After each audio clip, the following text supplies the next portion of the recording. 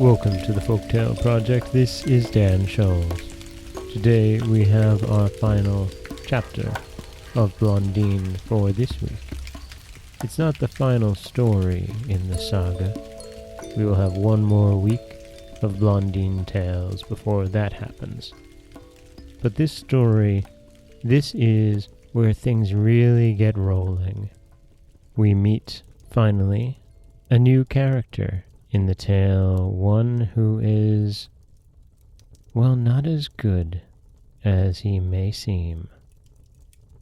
This is the Parrot.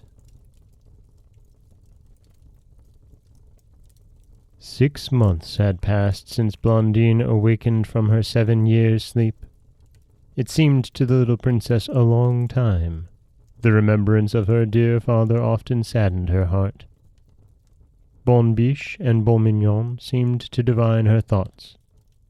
Bon-Minon mewed plaintively, and Bonne-Biche heaved the most profound sighs. Blondine spoke but rarely of that which occupied her thoughts continually.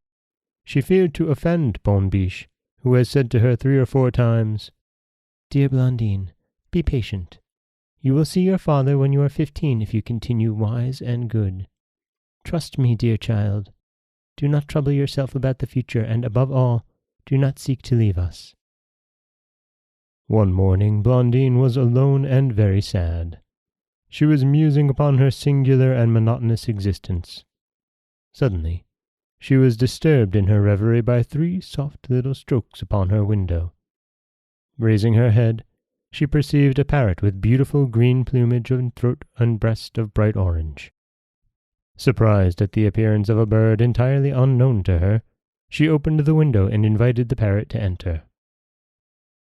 What was her amazement when the bird said to her in a fine, sharp voice, "Good day, Blondine.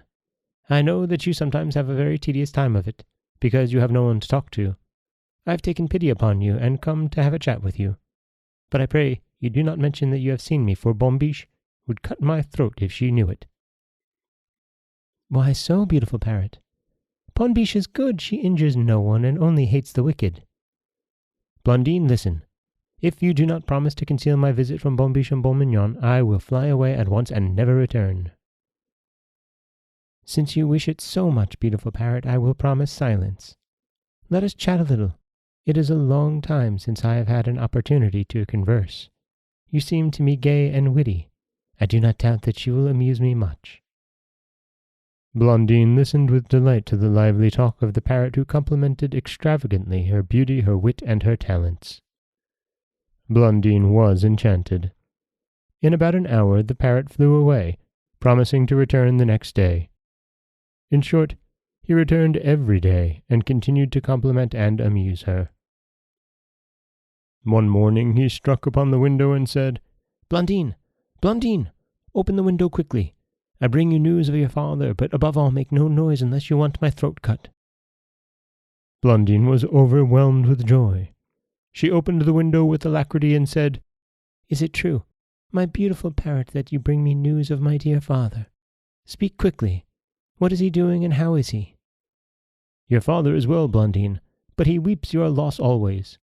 I have promised him to employ all my power to deliver you from your prison, but I can do nothing without your assistance." "My prison?" said Blondine.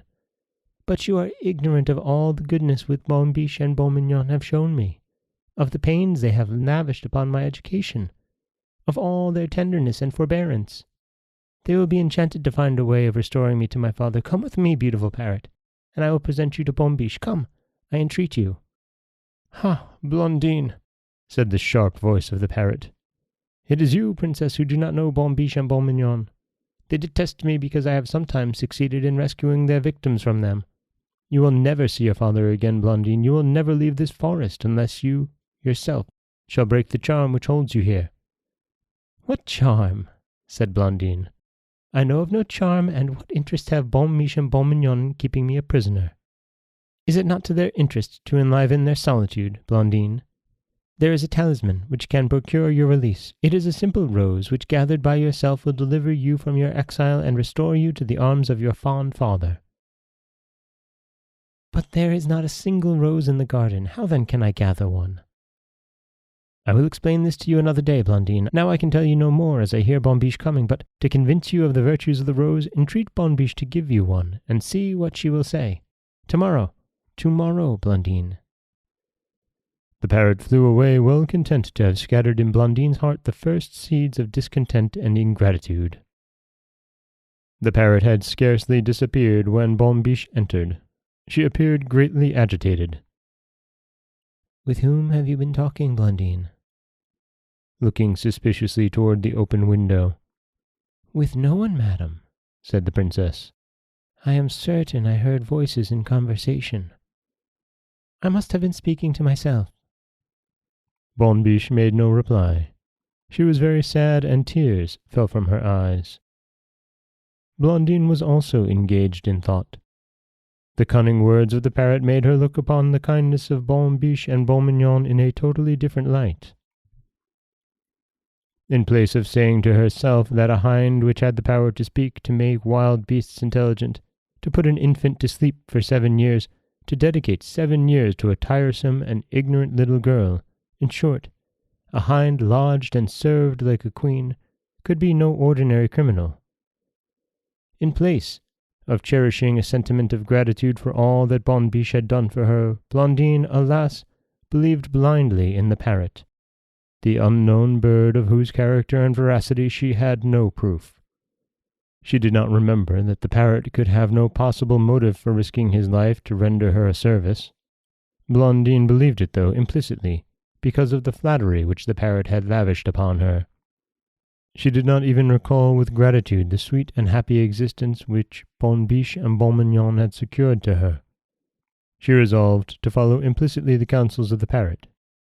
During the course of the day she said to Bonne-Biche, "Why, madam, do I not see among your flowers the most lovely and charming of all flowers, the fragrant rose?" Bonne-Biche was greatly agitated and said in a trembling voice, "Blondine, do not ask for this perfidious flower, which pierces all who touch it. Never speak to me of the rose, Blondine.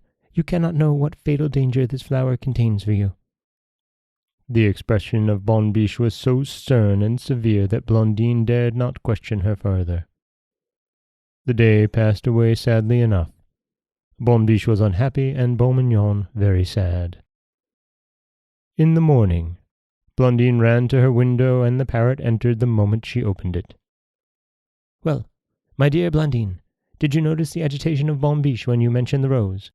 I promised you to point out the means by which you could obtain one of those charming flowers. Listen now to my counsel. You will leave this park and enter the forest. I will accompany you, and I will conduct you to a garden where you will find the most beautiful rose in the world." "But how is it possible for me to leave the park?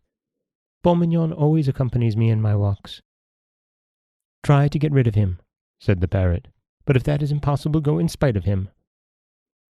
"If this rose is at a distance, will not my absence be perceived?" "It is about an hour's walk.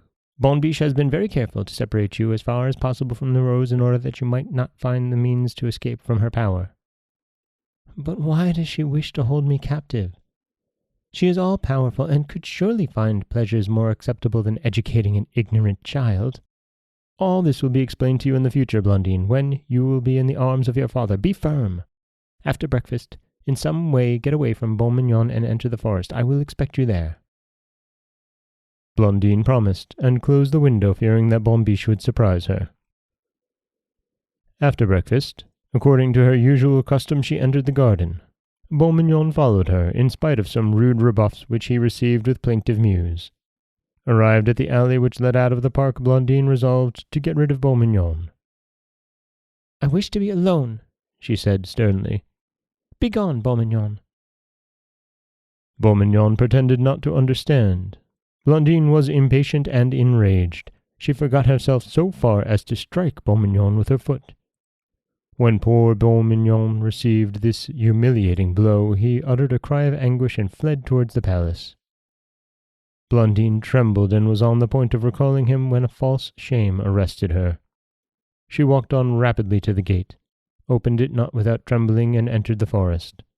The parrot joined her without delay. "Courage, Blondine. In 1 hour you will have the rose and will see your father, who weeps for you." At these words Blondine recovered her resolution, which had begun to falter. She walked on in the path indicated by the parrot, who flew before her from branch to branch. The forest, which had seemed so beautiful and attractive near the park of Bonne-Biche, became wilder and more entangled. Brambles and stones almost filled up the path. The sweet songs of the birds were no longer heard, and the flowers had entirely disappeared.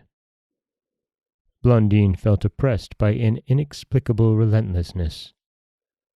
The parrot pressed her eagerly to advance. "Quick, quick, Blondine, time flies. If Bonne-Biche perceives your absence, you will never again see your father." Blondine, fatigued, almost breathless, with her arms torn by the briars and her shoes in shreds, now declared that she would go no further, when the parrot exclaimed, "We have arrived, Blondine, look! That is the enclosure which separates us from the rose."